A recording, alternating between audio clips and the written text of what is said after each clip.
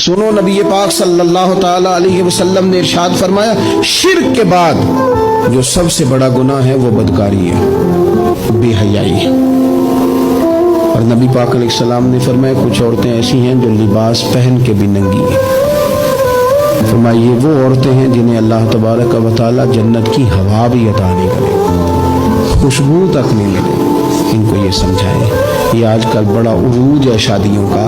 ख़वातीन मेहरबानी करें, अपने ऊपर रहम खाएं, थोड़ा सा ना पर्दे का एहतमाम। मैं कोई तनकीद नहीं करता, तंज नहीं करता, चूँकि हमारी बहनें माएँ बेटियाँ होती हैं, हमने उन्हें समझाना है। इनको ज़रा समझाएं, इनको ये बताएं कि कीमती चीज़ें जो होती हैं वो पर्दों में होती हैं। हमारे घर में 20 तोले सोना पड़ा हो तो हमने कभी नहीं बाहर निकल के बताया कि बड़ा है, क्योंकि कीमती है ना, तो पर्दे में रखा हुआ है, उसकी चाबी का भी हम ख्याल रखते हैं।